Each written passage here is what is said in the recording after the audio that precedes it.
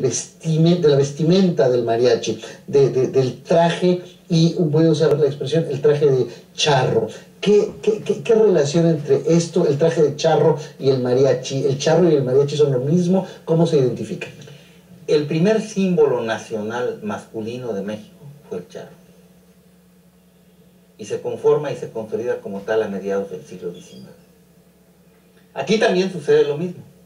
Una cosa era el charro, el jinete mexicano con su traje característico y su habilidad específica para manejar la reata y lazar y montar, etcétera, etcétera, y el nombre charro.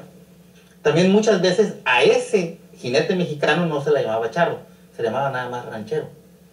Y existía en todo México, de nuevo, desde Nuevo México y San Francisco, y aquí pongo los grabados, hasta Mérida.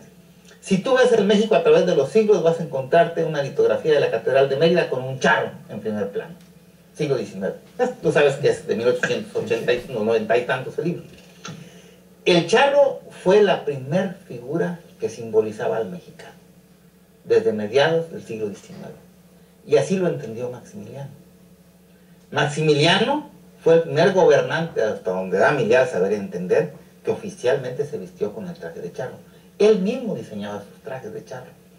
Y hay por lo menos 7 retratos de él con traje de charro. Yo aquí reproduzco el que él diseñó como el traje de gala de charro. Y es el que las asociaciones de charros ahora utilizan. Porque obviamente él fue el que llegó con la idea de un protocolo, porque era un imperio. Entonces, él fue el primero que organizó jaripeos para el cuerpo diplomático acreditado ante el imperio mexicano. O sea, y él se presentó como charro. Si no lazando, por lo menos sí con el traje. Sí, porque a partir de ese momento también hay la separación de que él puede ser la figura del charro, aunque no tenga la habilidad para hacerlo. Incluso Maximiliano exigía que, con excepción de los militares, se montara en silla mexicana y no en albardón. O sea, esto hay que tomarlo muy en cuenta. Nada más para señalar que eso es un golpe simbólico muy importante. Luego te comento lo siguiente. ¿De dónde sacamos que Emiliano Zapata se vistió con traje negro? En las famosas fotografías que conocemos, cuando él se vestía muy humildemente. Yo tengo la hipótesis, y esto lo planteo como hipótesis, de que dado que Maximiliano residía la mitad del tiempo en Cuernavaca y la otra mitad en Chapultepec, es muy posible que la gente lo haya visto con traje de charro en Cuernavaca y con traje de charro negro. ¿Sí está claro? Sí. Y de ahí ya salió de alguna manera un prototipo con respecto al cual el mismo Emiliano Zapata respondió en el momento en que llegó a tener el poder para hacerlo. Bueno. En lugar de la manta blanca. Por supuesto, por supuesto. ¿Sí? Pero, de hecho, están las fotografías y está la litografía, el grabado de Posada, donde aparece con un traje negro. Sí. Charro. O sea, bueno. Es muy famoso. Sí. Muy famoso. A lo que voy es a lo siguiente. Una vez que el charro es símbolo masculino de México, cuando se hace la primera orquesta típica, cuando se propone que se haga una orquesta típica en 1884, porque están solicitando en la Feria Mundial de San Luis, Missouri, que vaya una orquesta típica mexicana, el francés Curti, que era el director del Conservatorio Nacional, la conforma y de inmediato se tienen que vestir de charros. Pues ¿y de qué más iban a vestir? Si era ya el símbolo de los hombres de México. Entonces la orquesta típica, a partir de ese momento, los masculinos se tienen que vestir como charros. Porque inmediatamente hay orquestas típicas femeninas, pero ellas sí no se vestían con un traje nacionalista, hasta ese momento. Entonces ya era inevitable que cualquier agrupación musical que se presentara como típica mexicana tendría que ostentar el traje de charro. El siguiente paso es cuando el gobierno de Jalisco junta a 2 mariachis tradicionales, de los 2 hace uno más ampliado, y los envía en calidad de orquesta típica a tocar en la fiesta más importante que ofrece Porfirio Díaz en Chapultepec.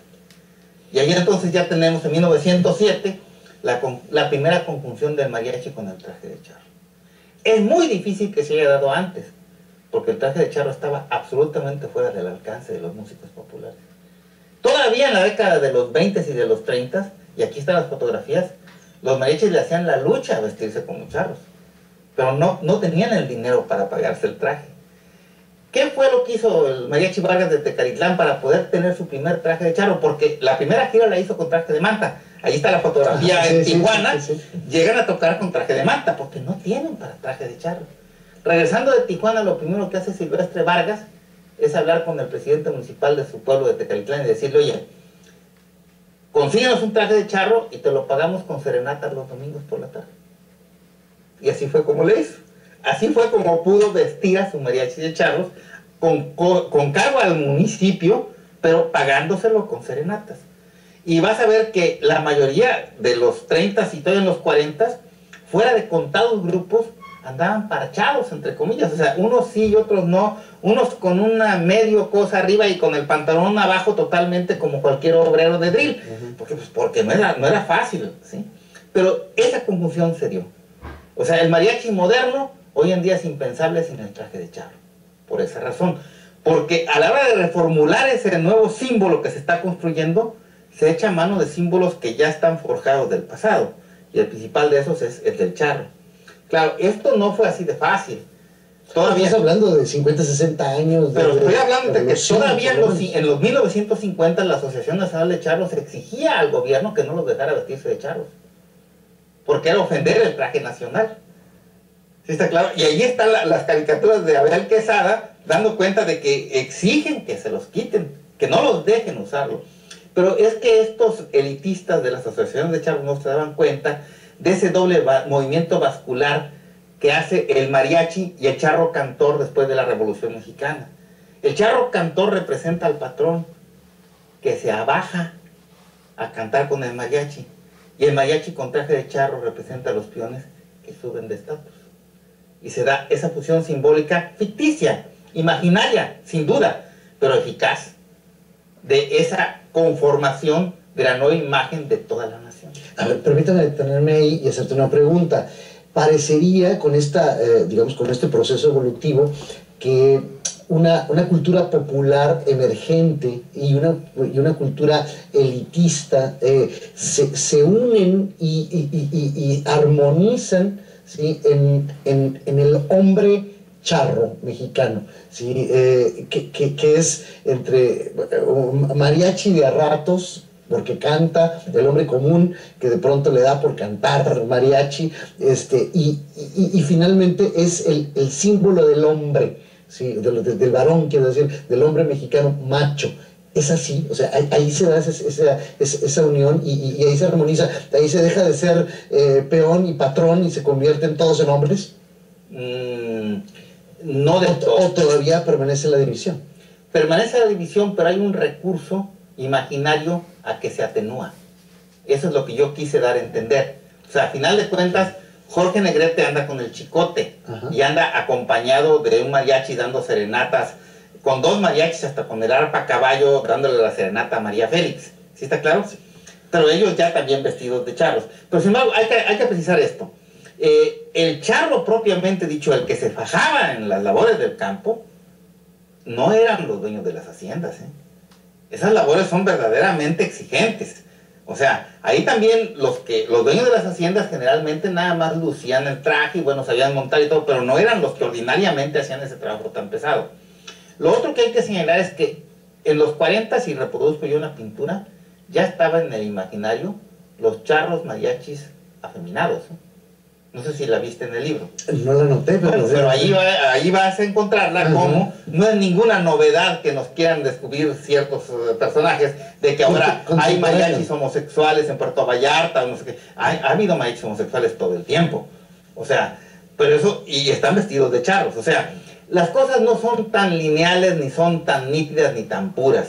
Siempre estamos aquí hablando de tendencias y siempre hay las contradicciones. Por ejemplo, la primera intérprete grande del género cabío fue Lucha Reyes, una mujer. Esa fue la que prácticamente lo inventó, pero el que lo llevó a término fue Jorge Negrete. ¿Sí está claro? Aquí volvemos a lo mismo. Lucha Reyes y Jorge Negrete eran cantantes que se habían educado en academia, los dos. ¿Sí está claro? Y que sin embargo están cantando como si supuestamente fueran campesinos, pero no es así, no es así. Aquí de nuevo estamos en esa relación vascular élite, tradición propiamente popular. O sea, los mariachis que primero llegaron a la Ciudad de México y con los que primero inició la nueva tradición, todos eran músicos líricos. No había uno solo que supiera leer notación. Pero pronto se dieron cuenta, los mismos dirigentes de los grupos, de lo importante que era tener, al menos a ratos, a quien supiera leer. ¿Por qué? Porque entonces los arreglos que preparabas, ya no tenías que estar discutiendo cómo iba. El que sabía leer te decía cómo iba, porque ya lo había escrito. Si se claro, entonces no perdías tiempo. Entonces había mariachis que contrataban algunos músicos de las orquestas típicas que sabían leer en notación musical para que les ayudaran en ese aspecto. Y a la larga, pues ahora tendencialmente muchos grupos ya tienen músicos que saben leer notación musical. Si me permite